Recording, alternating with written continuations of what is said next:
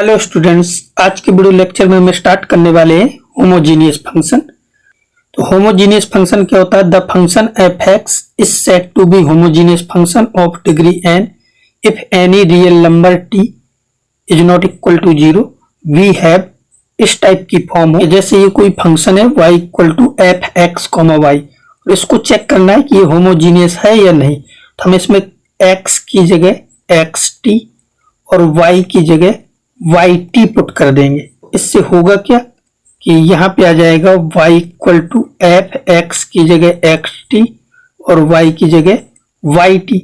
और अगर ये वापस t की power n f x comma y यानी कि वापस वही फंक्शन मिल जाता है तो हम इसे होमोजीनियस फंक्शन बोलेंगे। तो ये जो n है ये इसकी डिग्री कहलाएगी इस होमोजीनियस फंक्शन की। F x comma y equal to मान लो ऐसा है x cube plus y cube plus x y square. इसको चेक करना है कि ये होमोजीनियस है या नहीं।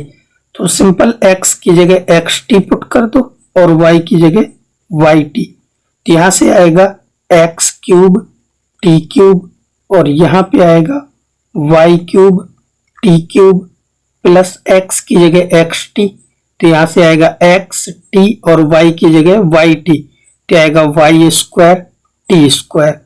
अब पूरे से आपको दिख रहा है कि टी क्यूब कॉमन है तो यहां से टी क्यूब कॉमन ले लो। तो ऐसे आ जाएगा x cube plus y cube plus x y square.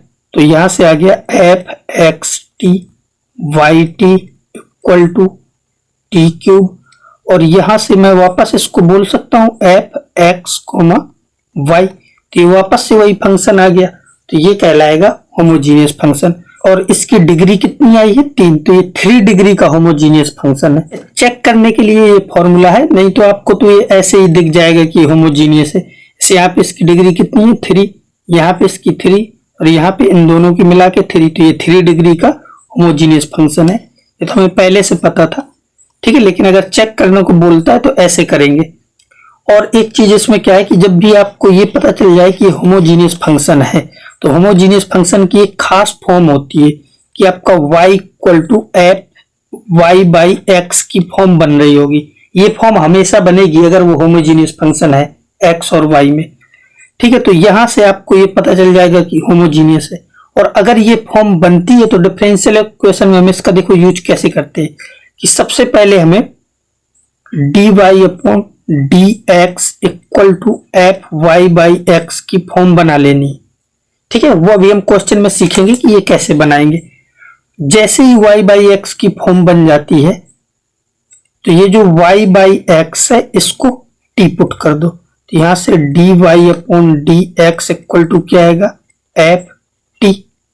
और ये जो y बाई एक्स को t पुट किया है इसको ऐसे लिख लो y equal to X T और इसको डिफरेंशिएट करो तो ये आएगा D Y upon D x equal to.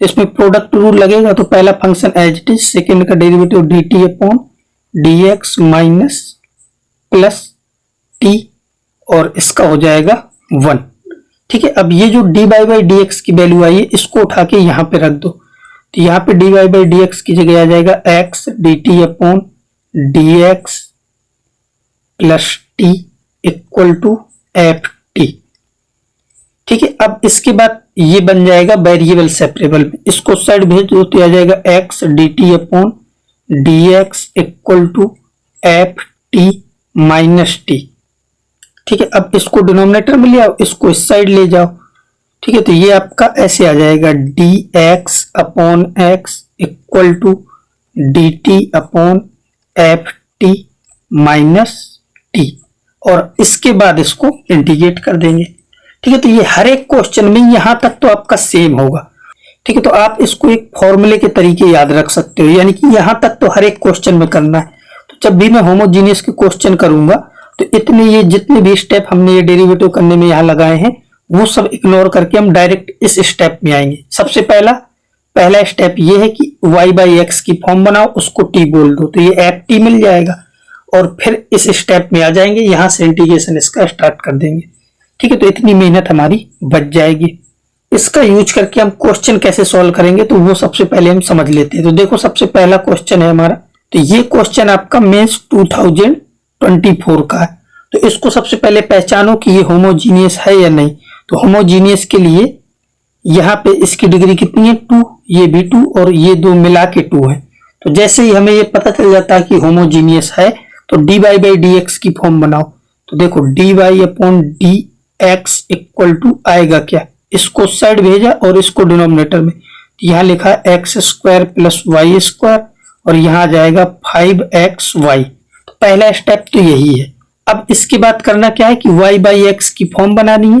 तो एक्स स्क्वायर से इसको डिवाइड कर दो, तो ये आएगा 1 प्लस यहाँ आएगा y बाई एक्स का स्क्वायर और डिनोमिनेटर में 5y बाई एक्स। तो ये y बाई एक्स की फॉर्म बन गई। तो ये हमें तुरंत दिख जाएगी y बाई एक्स की फॉर्म। अब इसके बाद dy upon D x equal to 1 plus y by x को t बोलना है, तो आ जाएगा 1 plus T square upon 5t और ये जो आया है इसको मैं बोलूंगा ft। अब इसके बाद क्या करो कि अपना डायरेक्ट वो जो फॉर्मूला टाइप का था ना, ये फॉर्मूला इसको अप्लाई कर दो। यहां से आएगा dx upon x equal to integration dt upon ft minus t, ये होता है।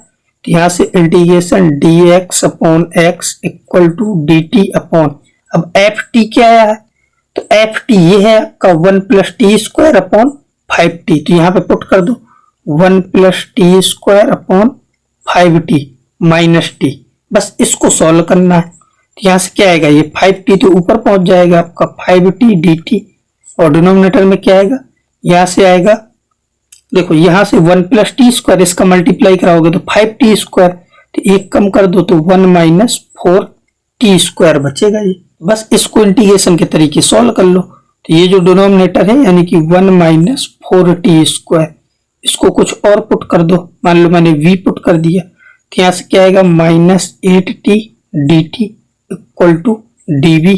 ठीक है, तो यहाँ से t dt इक्वल टू आ जाएगा dv अपॉन 8 माइनस के साथ, तो t dt की जगह माइनस dv अपॉन 8 रखना है। तो ये आ गया dx upon x equal to minus, और ये 5 तो बाहर आ जाएगा, तो यहाँ आ गया 5 अपॉन 8 इंटीग्रेशन dv अपॉन, और इस पूरे की जगह क्या हो गया v।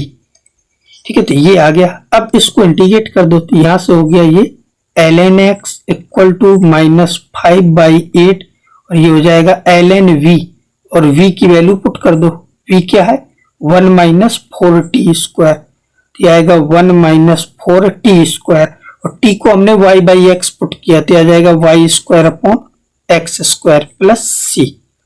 ठीक है, तो ये सब कुछ हो गया इसमें इंटीग्रेशन जो भी था। ठीक है, अब इसको थोड़ा सॉल्व कर लो। ये लिखा है आपका ln x, ठीक है, इसको इस साइड ले आओ तो प्लस 5 बाई 8 ln, और यहां से आ जाएगा x square minus 4y square upon x square plus c। ये 5 बाई 8 इसकी पावर में चला जाएगा, तो यहां से आपका ऐसे आ जाएगा ln, और चाहो तो इसको एक साथ लिख लो यानी कि x इंटू,